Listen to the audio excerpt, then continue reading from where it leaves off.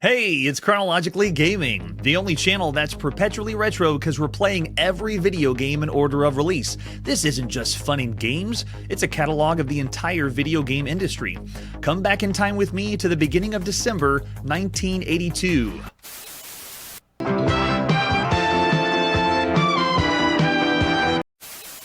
And we were last playing on the Vectrex with Clean Sweep. Let's see what our next game is. Looks like it's more console gaming. Let's play Combat for the Emerson Arcadia 2001. The little console that really isn't performing compared to the other consoles. Here's the box for Combat, or a fabrication of the box. Not to be confused with Combat, that is for the Atari 2600. This has nothing to do or not related to that Combat at all, even though you could call Combat the first killer app of the Atari VCS before the real killer app, Space Invaders, came out. They had the gall to make a video game called Combat that plays like Combat. I don't know how they do that.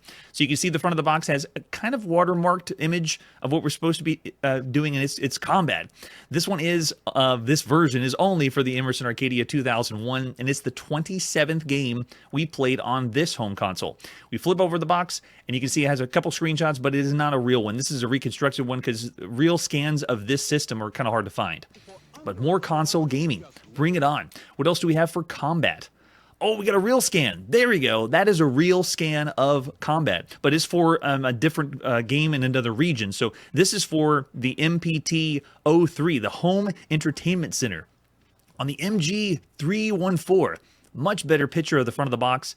Yes, we're going to be, it looks like guerrilla warfare with tanks involved. You got to have some tanks. And then we have other reconstructed versions of the box, and there's the system, the Emerson Arcadia 2001. That's what it was called in North America. It has the number pad like the old school consoles. So this one feels very much like an old school video game console because it's not pushing the boundaries of what video game consoles have done. Atari has pushed beyond what it's done since its release in 1977. It's been still pushing out some really good titles. This console, really not so much. All right, so you can see there's the example of the cartridge. This one is on a measly little 2 kilobyte cartridge, I believe. No, a 4 kilobyte. Okay, 4 kilobyte cartridge. 4 kilopower into this cart. With an example of a screenshot. We also have a manual. Tell us how to play Combat on the MG314, which was in a different region. I believe Australia, maybe New Zealand. This system was released in lots of places with lots of different names. There we go. We'll breeze by the table of contents. Look, there they are, grinding through the battlefield looking for enemy tanks. There is just one coming out from the woods. Swing towards your target and fire. Right on target. You have got him. But don't relax, for more of them are coming. Watch out for the mines too, or you'll be blown to a pile of rubble. So they got a little bit of lore, a little bit of story for the game. This one is a 2-player only game, multiplayer only. If you don't have a friend, you're out of luck. There is no computer you can play against. We do have 88, count them, 88 game versions offering features of speed, firing ranges, and missile controls. Games 1 through 72 are tank battle fighting, and the other ones are for aerial combat, plane fighting. There we go, 73 through 80. You can see example of the airplanes right there. Oh, thanks, James. That is the game number. Yeah, this one must be for, what did they say? Oh, okay, that is the game number. Then I'm wondering what is the system it was made for, because this isn't the manual for the Emerson Arcadia 2001. I'm sure there is a database somewhere that's breaking it down. So we can do both planes and jets, fighter planes, and yeah, two different kinds of plane combat. It explains how to get set up. How do you put in a video game cartridge right now? Well, there you go. With a screenshot and everything. This one has a rubric just like the old school Atari manuals. And I say old school, it's 1982. It's really not that old school, but it's still refreshing to have a bunch of game variations with a rubric telling you what you can do. So cool. Look at that. All the different game modes, and it's explaining if you're going to be doing short shots, fast shots, long or slow, if you can pass through trees or not, pass through. So it has so many different things that you can change up. So the hand controller here is the number pad with the digital joystick, and you can see you're going to be using the joystick to move your tank or plane, and then you have buttons to fire forward or fire or move forward. And I think that's it. Look at that. They just had a ton of buttons for fire and a ton of buttons for forward. And there's no overlay, at least not to my knowledge. and it explains how to start the play. It shows the game 88 at the top, and then you reset, and then you select what game you would like to do. And it breaks down all the different game modes. Speed of the tanks or planes, the range, if you're going to have minefield, missile control, super missiles, high missiles. It just feels like combat. This feels like all the game variations we played back on the original Atari. But nope, I guess they can't copyright the name combat because it's pretty generic. It explains how to play in the game, starting a new game, and it has a self-demonstration mode, which is kind of interesting because there's not a computer-controlled mode, but they have a mode where the computer will play itself, like in the MPT-03. That is, okay, so what console, which version was that from? And down at the bottom you can see made in Hong Kong, maybe originally.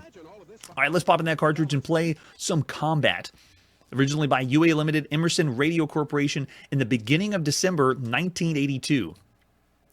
There it is. So I want to go in and I want to see what the game can give us. Is it going to play the demonstration? Oh. Sort of. It's kind of like the... Okay, maybe it's not really playing itself. I thought the demonstration or the attract mode was going to be something that looked like the computer playing itself, but it's not. All right, so let's go into game mode 12, I guess. Oh, this is the plane mode. Okay. Sweet. Oh, it automatically switched, I think, yeah, it switched to game mode 88. Let's just reset after that. There. And then go into game mode, let's say 12. There we go. Now we look like tanks on the field, and then we should be able to go into this one. Yeah, that's it. So I have two controllers that are plugged in at the same time, and I'm able to... These even look like the same tanks that we've seen previously. They look like the exact same thing. All right, so I have a joystick to move the top left tank as the one player, but it's not tank controls. I'm playing a tank game without tank controls. It also doesn't wrap around the side of the screen. When you move the joystick, if I move the joystick down, it rotates the whole tank down, and if I move the joystick back up, it moves the whole tank back up. Very strange. Most of the tank control games are relative controls. This one is an absolute controlled tank game. Like, it's turning and steering. I'm not really steering. I just go in the direction I want to go. I'm not if I'm used to that. I wonder if this would appeal to more people who had not played the original Combat. But it looks like we have trees that we have to navigate through. Fire shots. Looks like our shots go through trees in this mode for 12. Yep, and we can go through buildings, and you can choose, you know, the speed of the tanks. Looks like we're rolling so fast right now. That is so weird to control a vehicular combat game with absolute controls. Very, very, very different. So at this point, we call these games vehicular combat games. They're essentially shooters when you're not shooting from the usual craft. You're not running around and shooting as a player, or you're not using a spaceship or anything like that. This is the 107th vehicular combat style video game we've seen so far on Chronologically Gaming. It's the 28th that we've seen for home consoles because this was all the rage. I mean, come on. It's basically a variant of Tank that we saw originally in the arcades in the 70s. This is the 33rd variant of Tank we've seen so far. And that's not including the series of Tank games, like Tank and Tank 8 that we saw in the arcade. It even respawns at the other side. This is the 13th Tank variant that we've seen on home consoles. And most home consoles have a way you can play like this. So we've seen, one of the first ones was Desert Fox on the Fairchild Channel F, and we also saw Combat or Tank Plus on the Atari VCS. Tank Attack was on the Creativision. Tanks-A-Lot was on this system. But Tanks-A-Lot played more like Tank Battalion rather than the true Tank version. There was Battle that was on the Video Pack, Armored Encounter on the Odyssey 2, Armor Battle, Armor Ambush, or Phantom Tank on the Atari 2600, Tank Battle on the VC4000, and even Panzerschlag on the SHG Blackpoint home console. So it's like most home consoles have that to play. All right, so let's go in again with a different, let's do game mode 53. I just like doing random ones so you can see the different maps of what it's like. All right, that looks good. Let's go. I like this one. The color's better. The black background makes it feel like we're playing at night. And I'm not going to show off every single game mode that this game has. I do want to play as the other one. Turbo Fire. Looks like we can't shoot through the buildings on this mode. Do we have curved bullets too, I think? Whoa, how did I blow up? Did I ricochet? Yeah, you can curve the bullet after you shoot it. Man, and it looks and feels really close to the one we played on the Atari. So in one way, I feel like this game is too much too late, because it's the same thing you would have played in 1977, and here it is on a different home console with different and bizarre controls, but you're getting all those game variations. Oh, if you crash into the trees, you die. Also, you have to consider you have to have another person to play, which makes me feel like the old school console gaming that we've done in the past. So the variations in modes is really what puts this over the top for me. We call these video games dual shooters, or it's a shooting game where you're not scrolling or shooting things like a shooting gallery, like Space Invaders, things like that. This one is you and another person are going against each other to shoot and fire off different things. All right, so let's go ahead and do another one. Let's do 81. I think that was the plane. Yeah, there you go. That's the one we were at before. And this one, okay, this one works better for the controls, but it has the plane mode very similar to Combat on the Atari. So many different ways to play and change up the game modes, but it still works. It feels like it's a long-lost brother for Combat, because I never have heard of or played this version of Combat. Oh, interesting, the bullets don't wrap around the screen. It even does what Combat does. After I make a successful target, it halts your control for a sec, and you fly in the same pattern. I'd have to get used to the controls, though. Being able to turn automatically where you need to go.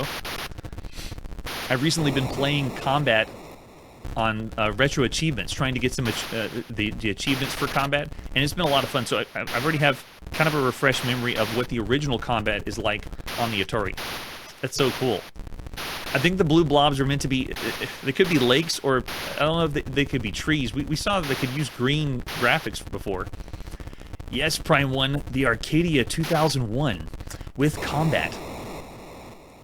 So the digital joystick works actually very well. I'm glad we played a game on the Arcadia 2001 where we have a joystick to play. Right now on this system, there already is a game called Tanks a Lot that plays a lot like Tank Battalion, and that would be the only game that I can think of that is a tank game that is using absolute controls like this one is. But this one really should be controlled with relative controls like all the other tank games we've seen so far. And this is also technically an unofficial port, because you think of Combat on the Atari when you're playing this one. So this was the 56th video game we've seen so far on Chronologically Gaming where you are able to control things as a tank. A tank game. Let's do 38 and play that. Oh, that's about the same one. How about, I guess going again. How about 30, let's go to 23. And then it does the crazy Garrus controls. Now, I like the other one better. 57. How about that one? There we go. Switch it up a little bit. No, I want 57. And go. It removes the barrier away. So cool. So in one regard, I love the game variations and I love the game modes, and I want to keep playing, and I would give it a higher rating because of all the video games you could play on home consoles right now. The game variations and modes are going away. This feels like we should have seen this somewhere a few years ago, not right now in December 1982. This game is not going to sell copies for this console for the holiday season. I'll tell you that. I'm still thinking pretty much average. If you want to think of all the games at some point, I may even go for 2.5 stars, but it's still fun. It still works fairly well. Yeah, James is already saying 2.5 stars because, yeah, it kind of feels like this should be in the past. Charlie's saying 3 stars for all the games you could play on all home consoles right now. It's average. I still say average. Couldn't saying 2.5 too. Marshall's saying 2.5. Yeah, the controls are different, and we played so many video games so far that are like this and combat styled that it's not a bad game, but I really want to say I can't say average. I'm gonna have to say 2.5 stars for all the games you could play up to this point. It's It's good and it's all right, but it should have been something better, especially for this system. All right, so after that game, let's see what our next release is. It's time to go play on a home computer in the United Kingdom. Oh, actually, I think this is North America on the Timex Sinclair 1000. This is Combat Flight. Let's check it out. It could have also, been ported overseas on the Sinclair ZX81. So all I have for this one is a few screenshots. Let's pop in that cassette tape and play Combat Flight by Greenville Manual, published by Melbourne House Software in the beginning of December 1982. This game is only available for this system, and this game has 2 different loading states. So I'm actually going to load so we don't have to wait for the cassette to load twice. It takes a very, very long time. I saved you like 5 minutes of your life. So this one is by Melbourne House Software. I think they did the North American releases for Melbourne House, and this is the 5th time we've seen any game published by this company. The first time we've ever seen anything by Greenville Manual, if that is your real name. But this is single player only. How do we play? Use Q and A to fly up and down, and then new line to fire. And then there's all the point values. So we are getting ASCII here on the ZX81 or Timex Sinclair 1000. All right, so because I believe this was released in North America, but you could have played it in the United Kingdom as well. All right, ready, set, go. Q and A, go up and down. There it is. Yep. Whoa, interesting enemy types. Whoa, and I already got a crash. All right, let me survive just a little bit. It looks like. Wow, what is this happening on the screen? It looks like there's the I don't know what they're called because we don't have anything written down for it, but it feels like they're volcanoes shooting to the top of the screen. I'm at the top, the far left, and all I can do is move up and down and fire at all of the characters on the screen, and just imagine what they are. Lots of imagination that always happens on this tiny little computer. Please type your name up to 7 characters followed by... Oh, cool, you got a high score table? That's awesome. Does it work? It does. So it has a temporary high score table. That's pretty fancy. Yes, Scramble clone. It plays like Scramble, but not really like Scramble. There's no way to drop any bombs down below. All I have is one fire that shoots off on the side. Uh-oh. Yep, that's a tricky part. Go down. Get out of there. This one's keyboard controlled only. No way to use any joystick, so I'd say that's really what's bringing it down. Yikes. And I've already lost. What was my score that time? 690. You can put your whole name in. Oh, you got to remember to type slow because this is using that membrane keyboard. So this one is a shoot 'em up. It is the bare bones shoot 'em up. Here on Chronologically Gaming, we've played. This is the 178th shoot 'em up so far. Oh, if you go to the top of the screen, you die. Yikes. This is the 110th shoot 'em up, auto-scrolling shoot 'em up that we've seen on home computers so far. Lots of shooters that you could be playing right now, and we've played all of them. This one is the 6th auto-scrolling shoot 'em up that we've played on this little computer. So this one already has 6 that we've seen so far. And don't adjust your audio. There is no sound on this computer. It's borderline calculator. It's so tiny. And the little membrane keyboard is so tiny to work with. So, but you only have 3 keys, so it's keeping it pretty simple fairly well. I want to see if this goes from level to level like Scramble would do or Super Cobra would do, but I don't think so. I think what we're seeing here is it. It's giving us slightly different terrain, but I was looking for more of the tunnels, like some of the other games we've seen. It doesn't look like it's going to go that far, but we're getting a much higher score now. But it's so quiet. This is one of those games, and this computer is one of the computers you would want to turn on your own music and play while you're playing these games. And there it is, the high score. On the ZX81, we've already seen QS Defender, Avenger, QS Scramble, The Gauntlet, and City of Zon as far as shoot-em-ups go. The ASCII mode is pretty usual for this computer. It's obviously getting inspiration from Scramble. And at this point, we've seen 56 games that are cloning Scramble, and that includes Scramble itself. There's been 13 that we've seen in the arcade, and 2 have been on home consoles. Cosmic Avenger on the ColecoVision and Super Cobra on the Adventure Vision. Everything else has been scramble clones on home computers. So this one is the 5th one. In other words, all those games I just said that are out on the ZX81 were scramble clones except City of Zon. That one was a shoot 'em up that was based on Zaxxon, which was so good. So good for the system. But the rest of those that I mentioned, all those are scramble clones. So every single shoot 'em up that's been on this computer has been a scramble clone so far. QS Defender, Avenger, QS Scramble, and the Gauntlet. But this one's going to be going against all other shoot 'em ups that you could be playing, or all other video games you'd be playing on all other computers right now. And it doesn't really live up to that.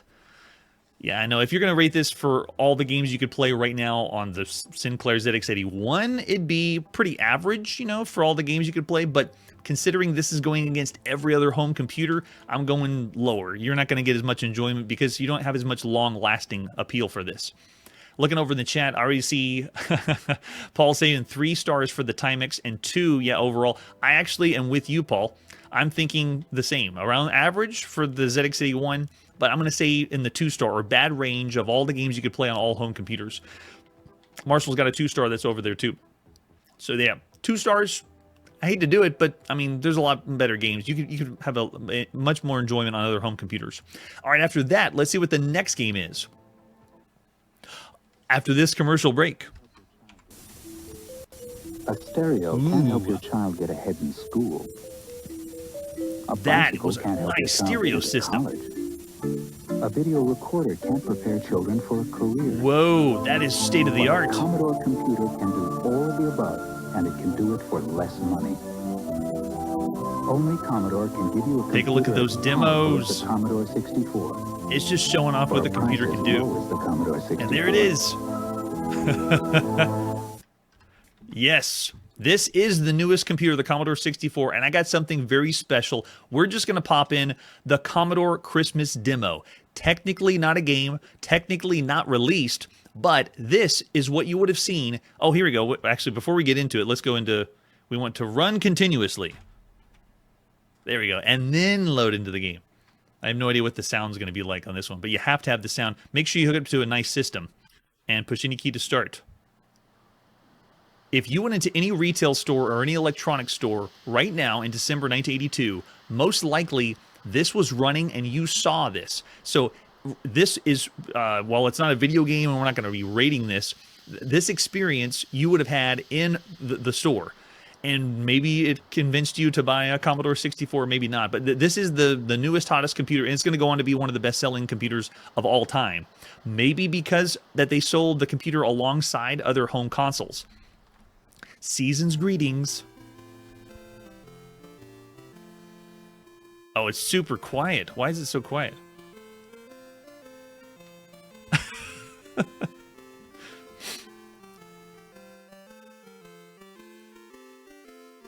Yeah, we're gonna bring the volume up way a lot higher than that one. Let's try it again. The Commodore Christmas demo. It sounded like it was muted. It did say, yeah, make sure it's up to a high quality sound system. Let's see if we can make it a lot better than that. Ready, run. And let's fast forward through. There it is. And it's essentially like we call it a screensaver now, but the whole demo is just meant to show off some of the graphics of the Commodore 64 and the sound, because the Commodore 64 had a very sophisticated chip for sound, a dedicated sound chip. And it's going through different modes, and it's just meant to play continuously in the background to just show off the computer so people could buy it. And right now we've already played around like 38 Commodore 64 video games. We are playing the cutting edge, the newest of the new system or games, so most people wouldn't have been or heard of that many games up to this point. We're just lucky to play everything. Ooh, it looks so nice. Wow, really? It's a blend of Petsky graphics and BASIC? but it's all in basic. At least that's what Charlie's saying. Look at that. You can see how they're blending in some of the Petsky graphics down at the bottom.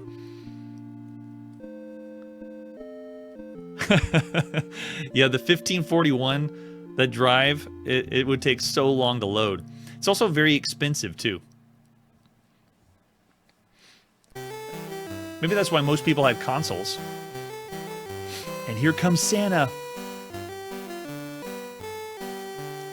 It's playing several different lines of music, and at this point you could have had magazines that would have been showing you how to put in music on your own home computers. I'll break Santa and then end the demo. Just wanted to play a little bit to give you, or get you into the holiday spirit of the holiday season. Because the Commodore 64 will go on to sell millions, and it's going to be one of the best-selling home computers of all time, and it started here in the Christmas of 1982. All right, let's see what our next game is. Coming up next, it's more Vectrex. We got to have more Vectrex. This is Cosmic Chasm. Let's check it out together. Starting with the box. Oh, yes. Cosmic Chasm. And the Vectrex knows how good it is, because all the boxes we've seen so far just show a picture of the overlay and the game underneath, and you don't need to sell. There's nothing else you need to sell. It's selling itself. Let's flip it over the back. It's for 1 or 2 players. Can you save the galaxy by blowing up the alien inhabited planet? I don't know. And yes, a whole array of Vectrex game challenges is available now. Let's see the other artwork we have for Cosmic Chasm. This one is only on the Vectrex, and it's the 6th video game we've seen for this awesome and one of the best home consoles ever, after Mindstorm, Armor Attack, Berserk, Blitz, and Clean Sweep. We have the version in North America, or the GCE version, and then the Milton Bradley version, at least the box. And there's the system and the control pad, analog joystick. You got 4 buttons. Buy another one for someone else to play. There's the example of the cartridge, and also the Milton Bradley cartridge. And the overlay. Don't forget the overlay. Add a little bit of splash of color to your Vectrex. Here's the manual for Cosmic Chasm. Tell us how to play. The manuals have been showing us the vector graphics on the top, which is nice. You must burrow deep inside, finding your way through the underground maze while battling the planet protectors. If you can get to the center, plant your 1 bomb and try to find your way out. It's only a matter of seconds before the planet goes boom. Sounds so fun. So we got setting up, what you got to do with the overlay, the power cord. It is a whole system. The only other console that's doing this is the Intex Adventure Vision, and it's not nearly as good. This is an actual CRT. To have an additional screen to play is so cool. So the controls work like this. We got 1 button to drill, 1 button to shield our ship, 1 button to thrust or move forward, and then the 4th button to fire. And then the analog joystick will rotate you all around. Your mission is to penetrate the alien planet, travel through the underground maze, place a bomb by the power structure in the center. You'll be shown a map of the planet, and the blinking light indicates the cavern where you're going to enter the planet. You have to determine the quickest path to the center. This already is really, really impressive just by the description. We have 8 planet protectors. They will try to destroy you by colliding with you as you approach the center chamber. They'll get faster and faster with each new mission as we go closer to the middle. And then after we get to the very center, we pull back on the joystick to plant a bomb and then exit safely. We have 15 seconds to exit until the planet explodes. You better be fast. It's really, really tricky. We start the game with 5 lives, and the scores are right there. We have a temporary high score that gets saved to memory, which is very, very nice, and more games are utilizing this feature. And as usual, they have notes at the bottom with replacement screen overlays. Man, do I want a Vectrex. So we got Milton Bradley or the GCE version. Let's pop in that cartridge to the side of our Vectrex and play Cosmic Chasm by William Hawkins, released in the beginning of December 1982.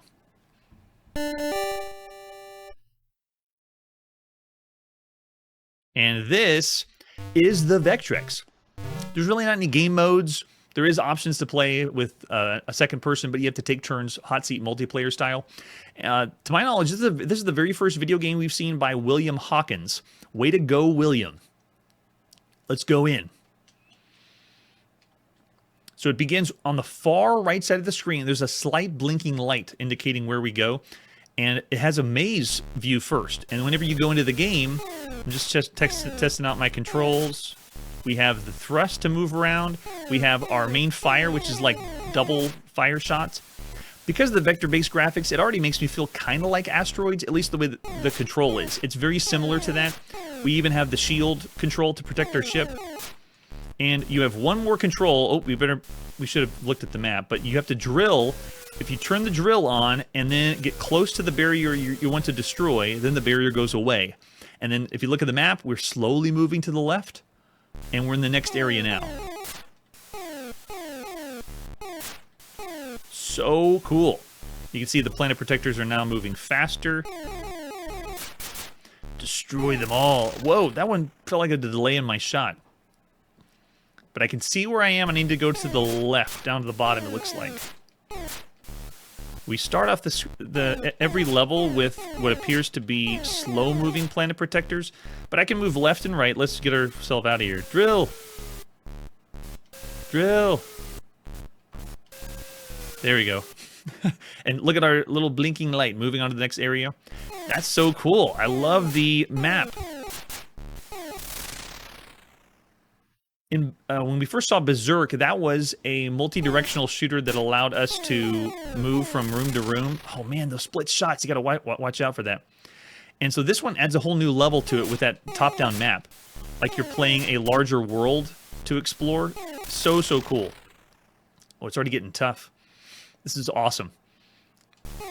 Very original idea, and even playing games on the Vectrex is novel and original just because you can't play anything that's even remotely close to this. All right, can we break it and get out of here before he comes?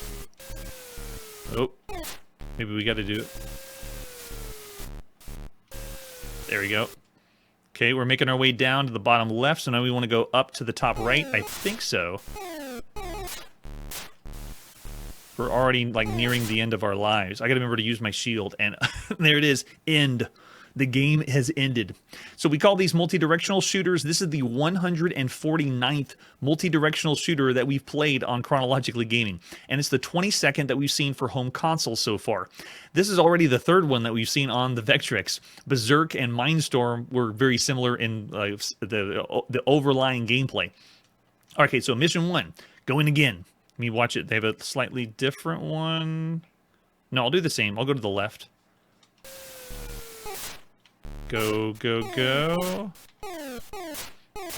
One thing I like about the control panel of the Vectrex is it makes you want to hold it and play like you're in the arcade. All right, so I want to go... Wait, I can't go to the left? Okay, we'll go this way. Don't think that's a way. Was it? Oh, I'm over there. Oh, cool. I can go to the right and then get right to the center. Cool. So already, this is awesome. I like the slight randomness every time you play. Now you can see we're starting on the left, moving into the center. We got a good roll. Nope, get out of my way. Use that shield. Cool idea. Now if you go to the right, this should lead right to the center. Let's try it. Break it. You could argue that the digging mechanic it really isn't that impressive, but it is good enough. The fact that you're able to I should have shielded. That you're able to dig to different areas is just so cool. This feels like we're going on a slight adventure. Get away. Yeah, this should work. I should be able to handle this one. Come on. So fun. All right, ready? All right, we laid it. We gotta get out. Quick. Only 15 seconds. I think that'll do it, right? That's the end? Oh, we gotta dig out of here. Dig! Yes, and then you go on to mission 2, which is another planet, and it does a little randomization for what the levels look like and where you want to where you start. That is so much fun. At this point, we play video games that have a mining mechanic to it. This one plays really cool. It's really fun to play with a mining mechanic like this.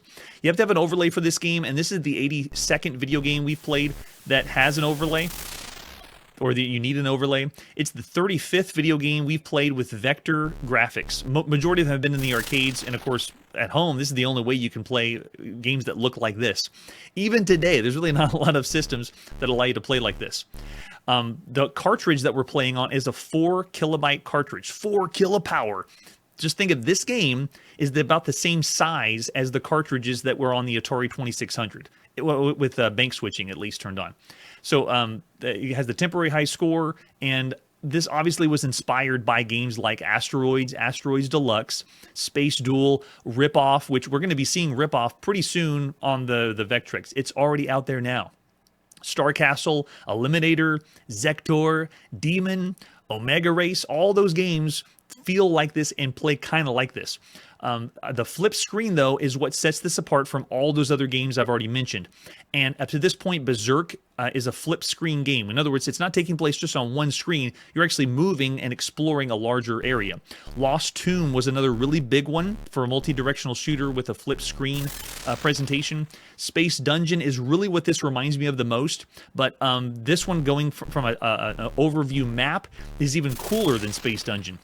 You could also argue that Gravatar does that too, where you're able to go from planet to planet, but nothing plays like this.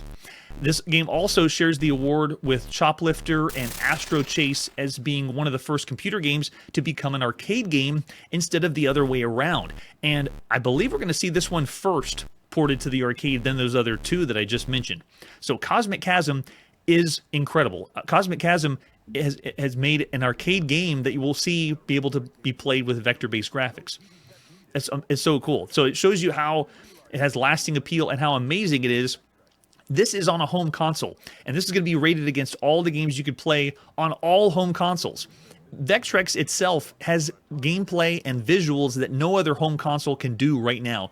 And we did just play Combat on a home console. That's kind of showing you what kind of games we see out there. So looking over the chat, let's see, 4.5 stars. Wow, from James. 4.5. Mostly I'm seeing lots of 4.5 stars. I actually am going to contend and say this is one of the best games you could play on all home consoles right now. On the system itself, the Vectrex, I could say all the games are 5 stars because there's really nothing else like that. I see a 4-star from Jeremiah, but I'm going to concede and say yes. 4.5 stars for Cosmic Chasm. For a console game right now in December 1982, this is top tier, the best of the best. I don't know if I can push as high as 5 stars because we got games like Pitfall out for home consoles, but this is still incredible. Lots and lots of fun for Cosmic Chasm. All right, that's where we got to put our video game playing on pause. Thanks so much, everyone that's here right now for the live show, joining me in December 1982, getting ready for the holiday season and seeing what games you're going to buy for Christmas and what games you don't want your grandma to get you for Christmas. Next time on Chronologically Gaming, we have a couple of crazy games on the not-so-popular home consoles. And now, you now have a real shooter on your IBM PC. That's it for today, and like I always say, we here at Chronologically Gaming wish you and your family a very special 1982 Christmas. Hey everybody, thanks for checking out the channel and joining me on my quest to play every single video game in order of release. We'll be streaming live every weekday at 9 p.m. Central, so join us and let us know if we missed any games along the way. This video would not be possible without Launchbox, RetroArch, and MAME. Tell all your friends there's some crazy guy named Chronologically Gaming trying to play every single video game. We have links down below that'll send you to places like our Discord and Patreon, and one that says all the video games we've ever played. If you go there, it's a list of everything, and you can click right to the game you want to see. Chronologically Gaming is the name to look for. We are perpetually retro, and we will catch you next time.